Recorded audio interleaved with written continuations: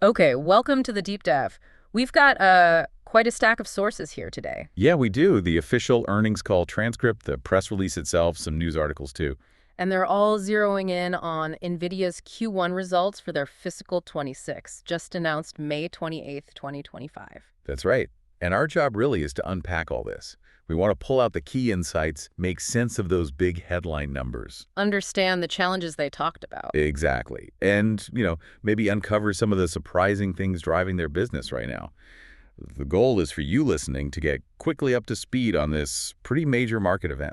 And there's this interesting tension in the sources, isn't there? You've got these record numbers, incredible AI demand, Just off the charts. but then, bam, these really significant challenges, especially these new export controls. It's quite a mix. It really is. Definitely not a straightforward, everything's amazing story this time. All right, let's get into it then. Where do we start? Those headline numbers, I guess. Yeah, let's start there. So the big one, total revenue for Q1 ending April 27th. They called it a strong quarter. And the number was a record $44.1 billion. $44.1 billion. Wow, okay. How does that stack up compared to before? Well, it's up 12% from the last quarter. Solid sequential growth. Yeah. But the real eye-opener is year over year, up 69% from Q1 last year. 69%. That's, that's stunning growth. Shows you the velocity, right? And the engine behind that is, well, pretty clear, I imagine. Oh, yeah. Data center, it's the undisputed growth engine. Pulled in $39.1 billion this quarter. 39 out of the 44. Wow. Exactly. And that $39 billion, that's up 73% year over year. Oh, yeah. So yeah, data center is the story for the bulk of the revenue. That's where all the AI action is. Okay, what about profitability, margins, earnings? So the initial figures they reported, GAAP gross margin was 60.5%. Non-GAAP was a bit higher, 61.0%. Okay. And earnings per share.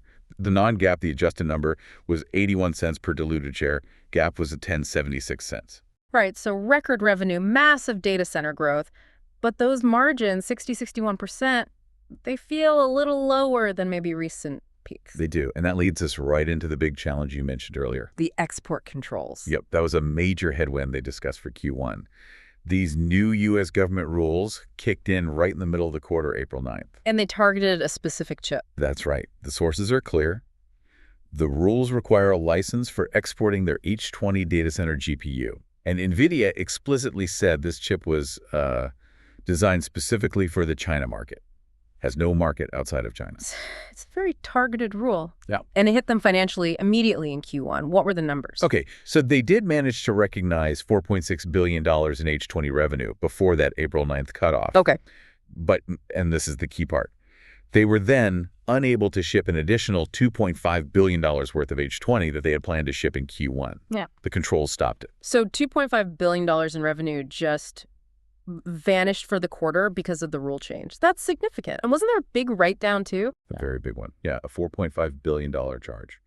This was mostly for excess H20 inventory they were stuck with and commitments they'd made to buy parts for those orders they couldn't ship. Ouch. They did say it was a bit less than the $5.5 billion they first thought because they could reuse some materials, but still, $4.5 billion is a massive hit. So $4.5 billion charge plus $2.5 billion unshipped in just the last few weeks of Q1, direct impact. And this carries over into Q2. Absolutely. Their outlook, their guidance for Q2 reflects an estimated $8.0 billion loss in H20 revenue because of these restrictions. $8 billion just for Q2 out of a total gated revenue of $45 billion. That's a huge chunk related to just this one issue. It really highlights the scale of that specific market impact. What's the longer-term view from management on this China AI market? Well, based on the sources, their view is that losing access there, a market they think will grow to nearly $50 billion, would have a material adverse impact long-term. And they also think it benefits foreign competitors, both in China and globally. The CEO, Jensen Huang, he had some pretty strong words on the call about let's say, the politics of it all. He did, yeah. Quite direct. The transcript shows him saying that $50 billion China market is now effectively closed to U.S. industry. He said the H20 ban ended their Hopper business there, leading to that multi-billion-dollar write-off. And he challenged the assumptions behind the policy. He did. He said the U.S. assumption that China couldn't make its own AI chips was always questionable, and now it's clearly wrong. His point, again, based on the sources, was that these restrictions have actually spurred China's innovation and scale.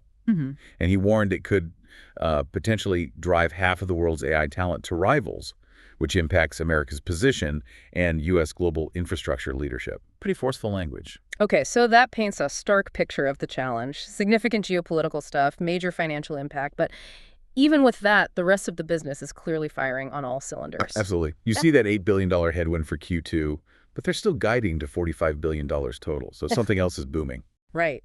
So let's shift gears.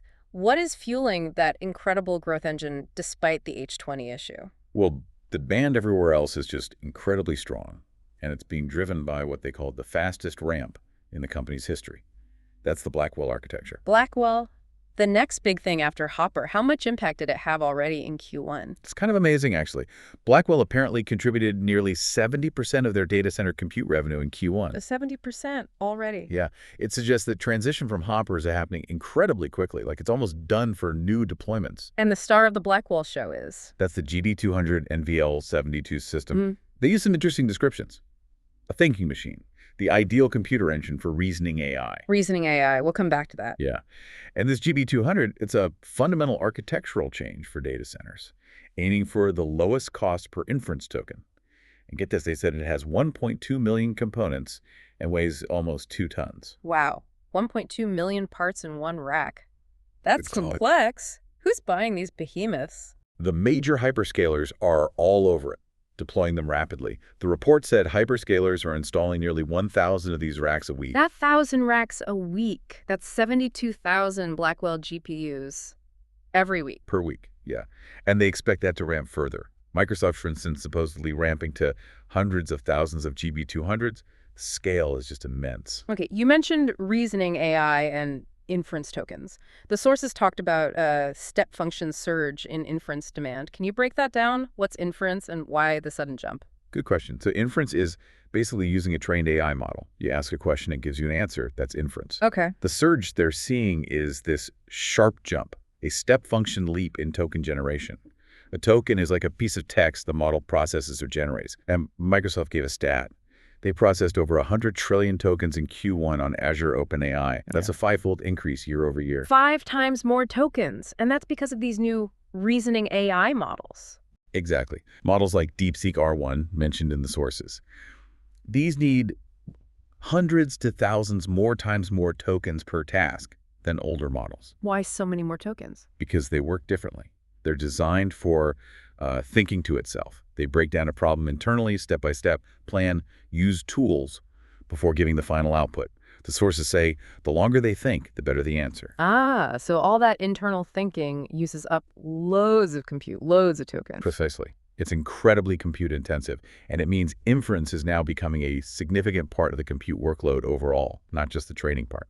And the GB200 NVL72, that big Blackwell system, is built specifically for this kind of workload. That's the claim. The sources say Blackwell NVL72 gives a 30x speedup in inference throughput for these new reasoning models. 30 times faster. How? Well, the MLPerf results they mentioned showed up to 30x higher throughput compared to an 8-GPU H200 system. It's a combination of things. Tripling the performance per GPU, but also using way more GPUs, 9 times more, all tightly connected with NVLink in that single NVL72 rack. So it's both better chips and a much bigger, more connected system design. Right. And they're not standing still.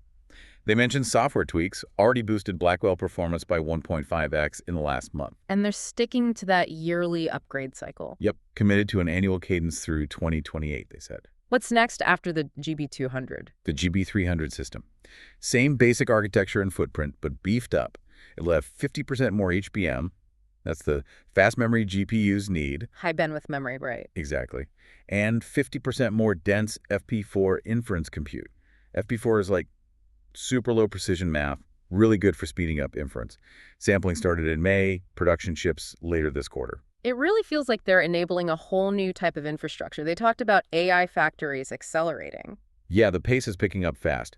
Nearly 100 NVIDIA-powered AI factories in flight this quarter. That's double the number from last year. And the average size of these factories, the number of GPUs in each, is also doubling. And it's not just the giant tech companies anymore. No, that's key. These projects are starting across industries and geographies. It's broadening out. Which ties into that bigger theme, right? AI as infrastructure. That's a core idea coming through.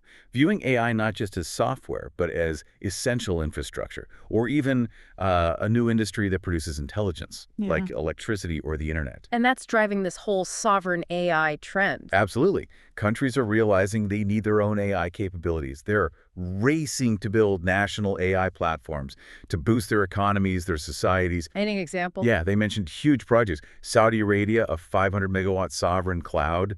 The UAE, a massive 5-gigawatt campus planned. Taiwan building its first AI factory. Sweden's national infrastructure. Japan, Korea, India, Canada, France, UK, Germany, Italy, Spain. It's a global thing. Definitely a new growth engine for them. Okay, so countries building massive AI. What about regular businesses? Enterprise AI. Right, because so much data is still inside companies, often on-premise, so AI needs to go there. They called out agentic AI specifically. Agentic AI. What's Yeah. that again? Think AI systems that can act more autonomously. They break down goals, plan steps, use tools, make decisions to achieve something without needing constant human input for every little thing. They said it's game-changing and ready to take off. AI that can kind of do jobs within the business. Yeah. Yeah. Handle more complex tasks independently. And they're releasing hardware for this. The RTX Pro server, DGX, sparked like a desktop supercomputer, 1 petaflop coming Q3. 1 petaflop on a desktop. Wow. And DGX Station, even bigger, 20 petaflops later this year. All aimed at developers inside enterprises, integrating with existing IT. Big IT companies are partnering up on this. And it's not just digital stuff. It's moving into the physical world, too. Industrial AI. Yes, closely linked to all the onshoring manufacturing talk and building new factories. They see their Omnivos platform for virtual worlds plus AI and robotics as perfect for this moment, the vision. Every factory will have an AI factory associated with it. Making factories smarter with AI. And designing them faster. Examples like TSMC, saving months, designing fabs virtually in Omniverse. Foxconn speeding up simulations 150x. Pegatron cutting assembly line defects by 67%. And robotics is a huge part of that vision. Central. They talked about their Isaac Root Foundation model for robots, humanoid robots even, using Isaac simulation for training. GE Healthcare, using it for robotic surgery simulation. They were really bullish, saying the era of robotics is here. Billions of robots, millions of autonomous cars, hundreds of thousands of robotic factories. A big long-term vision. Okay, so data center compute is clearly king, but networking is vital to connect it all. How did that segment do? Networking bounced back with strong sequential growth in Q1, up 64% quarter-over-quarter to $5.0 billion. 64% sequential growth. It's huge, too. Yeah, it's driven directly by customers needing to connect all those GPUs in these scale-up and scale-out AI factories. Can you break down their main networking platforms? Sure. There's NVLink, their scale-up platform, 5th generation now, world's fastest switch, they call it. Offers massive bandwidth, 14 times PCIe Gen 5. An NVLink 72 system carries 130 terabytes per second in one rack. 130 terabytes a second. They called it a new growth vector. Q1 shipments topped $1 billion just for NVLink. And NVLink Fusion lets partners build custom AI infrastructure using it. Okay, that's scaling up within a system. What about scaling out across the data center? That's where their enhanced Ethernet comes in, specifically Spectrum-X. It's designed for high-throughput, low-latency AI workloads using standard Ethernet. The trick is they're using tech from their high-end InfiniBand to make regular Ethernet way more efficient for AI. They claim it boosts utilization from maybe 50% up to 85–90%. That's a big efficiency gain. Huge value. And Spectrum-X is already annualizing over $8 billion in revenue. They added Google Cloud and Meta as customers this quarter, too. What about Bluefield? Bluefield is kind of the network's brain, the control plane. Handles storage, security, isolation, really important in these big shared AI clusters. And I heard something about advanced optics in the switches. Yeah, co-packaged optics. Really cutting-edge stuff in their Spectrum-X and Quantum-X switches. Basically putting the optical bits right on the same package as the silicon. It's complex, but needed to scale to millions of GPUs efficiently. They claim big wins, 3.5x better power efficiency, 10x better network resilience, faster time to market. Okay, networking clearly a critical, fast-growing piece. Briefly, what about the other segments? Gaming, AI PCs. Gaming had a record quarter too, $3.8 billion, up 48% sequentially, 42% year-on-year. Blackwell's ramping in gaming as well. New RTX 5060, 5060 Ti cards launched. For desktops and laptops? Yep. $299 plus desktop, $199 plus laptops. They emphasize doubling frame rates, cutting latency. Oh, and they confirm the Nintendo Switch 2 will use their AI tech like DLSS. Interesting. Pro visualization. $509 million. Pretty flat sequentially, but up 19% year on year. Still strong demand for AI workstations and Omniverse driving that industrial digitalization push. And automotive. $567 million, down just 1% sequentially, but up a strong 72% year on year. That's self-driving ramps in demand from EVs, basically. Partnerships with GM, Mercedes-Benz for next-gen cars are now in production. Okay, let's loop back to the financials and the outlook. You said Q1 margins were hit by that China charge. What would they have been without it? Right, good point. Excluding that $4.5 billion H20 charge, the non-GAAP gross margin in Q1 would have been 71.3%. Okay, so much healthier underlying margin. What about operating expenses? They were up sequentially and year over year. Main reasons: higher pay, hiring more people, and just big R&D investments. Yeah. They expect full-year OpEx growth in the mid-30% range. And they return a lot to shareholders. A record amount, actually. $14.3 billion in Q1, share buybacks and dividends combined. Okay, the crucial bit. The outlook for next quarter, Q2 fiscal 26. Revenue guidance is $45.0 billion plus or minus 2%. And that $45 billion includes the $8 billion hit they expect from the H20 controls, right? Correct. They were explicit. That $45 billion number already factors in the estimated $8 billion impact from those China limitations in Q2. So underlying demand must be incredibly strong to still guide sequentially higher despite that $8 billion headwind. That's the inference, yeah. Speaks volumes about the demand elsewhere. And margin expectations for Q2. GAAP gross margin expected at 71.8%, non-GAAP at 72.0%, plus or minus 0.5%. And they also mentioned they're working towards getting margins into the mid-70s range late this year. Mid-70s, wow, that's very high. What gives them that confidence? It ties back to something Jensen Huang said at the end of the call. He talked about 4 positive surprises that are really kicking into turbocharge now compared to what they thought at the start of the year. 4 surprises boosting things. What are they? Okay, number 1. That step function jump in demand for reasoning AI, the huge compute needed for AI that thinks. 2, what he called the AI diffusion rule being rescinded seemed like a reference to maybe export control nuances, combined with countries really waking up to AI as infrastructure. That sovereign AI push. Got it. 3, enterprise AI is suddenly ready to take off.